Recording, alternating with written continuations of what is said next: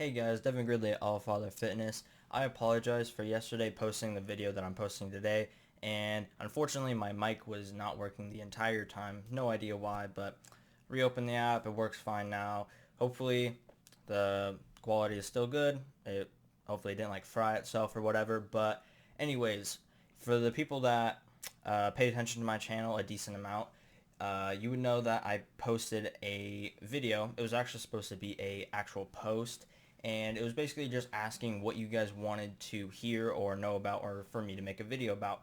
And since I posted it as a video, I didn't get as much comments as I would have liked to, but I did get one, and it gave me two ideas for a video, and that is the best foods to eat on a diet. And I believe I've previously made a video about this, but I didn't go in depth enough to say the specific foods and then what about those foods makes them good for being on a diet. All I remember saying was that protein and fiber are the best things to eat on a diet because those things are going to keep you full all day long and just keep you satiated so you don't go and binge and just eat junk. So yeah, let's get right into it. So the way I did this was I put all the foods in a unit of measurement that is all equal to each other. And the reason I did this was because the way I was going to do it was by calories. So in this many calories, there's this much of protein in that food group or that specific food. But I didn't do this for two reasons. One reason being food difference in calories is obviously different. So something that's 200 calories could be this big, and another food could be that's 200 calories could be this big. It just varies dependent upon what other macros are inside that food. So instead, I used measurements. So all of my measurements are in 100 grams.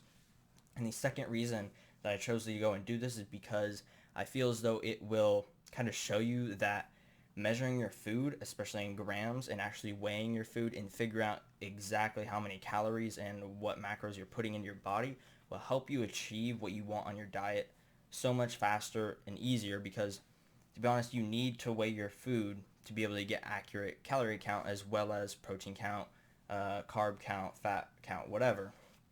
So it's on 100 grams, and I have top five. I have these top five protein foods because this is the protein video, and then the next video I'm going to make on the vegetables or fruits and vegetables, the fiber video.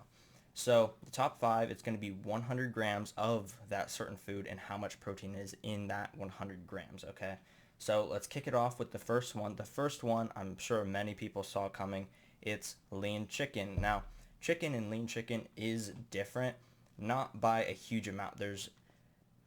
If you get something that has a lot of fat and then you get it in a lean cut, then it'd be different. But chicken already doesn't have a lot of fat, so just even leaner chicken is not going to be a super big difference. It's going to add maybe 1 or 2 grams of protein, but in 100 grams of lean chicken, you get 32 grams of protein, and that is the highest protein food that you can eat, and it's relatively cheap, and you can do so many things with chicken. You can throw them in salads. There's hundreds of ways you can cook chicken. I'm not even going to try and list the ways. I'm sure you guys know that, but this I was talking about the high fat to making it lean. This is a food that actually matters, and this actually kind of surprised me. And it's pork chop. Lean pork chop is the second on this list, and that did surprise me because when you think of pork and pig, you think pigs have a lot of fat, and I guess it being a lean cut of that kind of fixes that problem. But still, you don't think pigs have a lot of muscle and a lot of protein. But what lean pork chop comes out to is per 100 grams, you get 31 grams of protein. So it's only 1 gram less than chicken. So if you just want to switch it up, pork chop is also really, really cheap. And that's obviously really nice. But the third one we got is tuna. Now, I also saw on this list, I knew there was going to be a bunch of different fish because fish have relatively really low body fat, and they also make up a lot of other nutrients. And I could throw in some, there are some in here that there are other food groups that have more protein, but they just don't have the same nutrients, and it'd be healthier to eat these.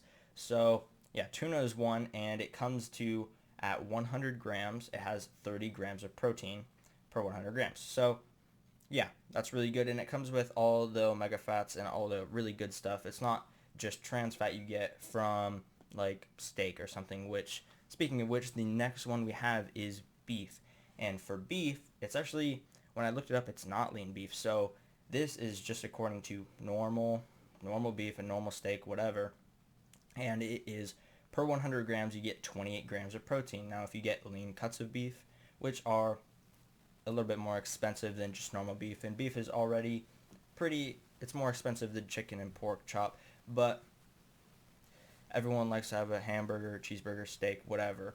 So yeah, 28 grams of protein per 100 grams for just normal beef, and if you want to figure out what lean beef is, just type it into Google, it'll come right up. And the fifth thing we have is salmon, and there were a bunch of different uh, meats or other food groups I could have put in this one, because this had a drastic drop in protein from the other one. Like beef had 28 grams. Salmon only per 100 grams has 20 grams of protein. That had a really big drop. And 100 grams is not really a lot for meat because meat is really heavy, but it can substantially grow. But there were a lot of things I could have put in here, but as you know, and I know, and pretty much everyone knows, salmon is like one of the best fish you can eat. It has a lot of nutrients in it, and the fact that you can get salmon relatively anywhere, it comes from the ocean, it comes from the river, it's also pretty cheap. It is not the most expensive fish at all. And for me, getting store-bought salmon, I actually don't get store-bought salmon. I have a family who lives in Alaska, so they send me, or me and my family, fresh salmon all the time. We have a fridge stocked. So the reason I was able to put that is because fresh salmon is going to have a way higher protein count and a way lower fat count than just store-bought salmon, and you can actually see the difference if you go and hold them up. So unfortunately, not everyone has the ability to go and get fresh salmon, but if you're willing to pay and go to, I don't know where you get it, an organic store, maybe like Trader Joe's, I don't know. I really don't know because I don't buy it from a store, but I'm sure you can find fresh, actual, real salmon that wasn't raised in a sanctuary or whatever. It came right from the ocean or right from the river, and that would be a lot better than just normal store-bought salmon. But salmon does have those omega-3s, really healthy for the heart, and it's not all just about protein and being able to cut fat. It's about being healthy, and salmon is obviously really healthy. So that's why it made the spot on number 5. And I have 2 honorable mentions, and then I have one thing to talk about, one certain food group to talk about afterwards. And the 2 honorable mentions I put in here, not because they have a super high protein count, but because for 2 reasons. They are cheap and really easy to use. And these 2 things are yogurt, which comes to, at 100 grams, 17 grams of protein. It's not a lot, but yogurt also has a lot of fiber. So this yogurt would be in the mix between a protein and the fiber video, but obviously since I'm doing them in 2 videos, it's not going to make the cut on either of those. But yogurt comes with a lot of fiber because it's made with a lot of fruits. And it just has a lot of protein because it is made from dairy, and it's just a perfect mix in between a protein and a fiber diet, and it's obviously really cheap, and you can do so much with it. There's so many flavors: strawberry, peach, vanilla, whatever. You throw granola in it, you get some more fiber and carbs in it, and it's great. You throw it in milkshakes or just shakes in general, and you could do so much with it, right? And it's just really cheap.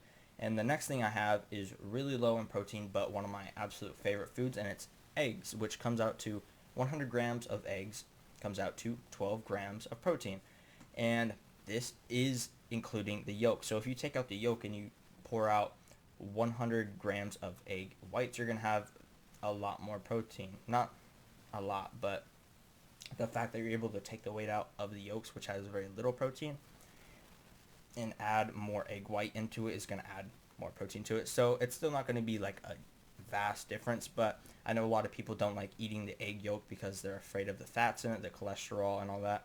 And I can tell you that I eat a lot of eggs all the time. All the time I eat the French toast. You can make them in omelets, you can make them scrambled. There's so much you can do with eggs. It's incredible, and that's why I made this list, as well as the fact that they're really, really cheap. And obviously really, really healthy for you. They have so much nutrients in them, with or without the yolk. And it's just a really nice way to get a lot of protein in, because you can do so much with it, and you're not going to get bored of it. Like if you're just having chicken, broccoli, and rice every single meal, like you're going to get bored of that within like a week. It's just going to kill you. So having eggs and being able to just throw spices on them or do whatever you want with them, make French toast, whatever, it's really nice. So those are my two honorable mentions. There was one food I wanted to talk about that for some reason has a huge amount of protein in it, and it was Parmesan cheese. Now, the reason I didn't put it on the list was because obviously no one's going to be just downing Parmesan cheese, and Parmesan cheese also has a lot of trans fat in it, so that's also why I didn't make the list, because it's not really healthy. But Parmesan cheese came out to, I believe, 52 grams of protein per 100 grams of it, and that is a lot of protein. But like I said, no one's just going to be downing Parmesan cheese. But next time you have pizza or spaghetti or lasagna or whatever, throw some Parmesan cheese on there. You'll get a boost of protein, and yeah, just be really nice. It's not something you're just gonna eat all the time, but just knowing that throwing Parmesan cheese on there isn't gonna really hurt you, but probably benefit you more because it has such a high protein content, is just something really nice to know.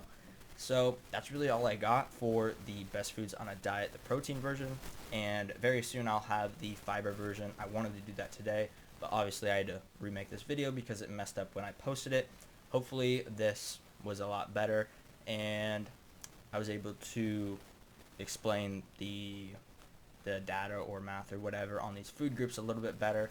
And yeah, that's all I really got, but you know the drill. Like, subscribe, do all that stuff. If you have any questions about this video, any other video, or you want to learn something, go ahead and post a comment and I'll get back to you directly. And if your comment or question has I'm not really able to explain it fully in depth like I'd want to, I'd probably make a video about it, and that would both help me and you, obviously, and anybody else who had that question. And the likelihood of you asking a question and other people having that question is pretty great. So yeah, like I said, that's all I got, and I'll see you in the next one.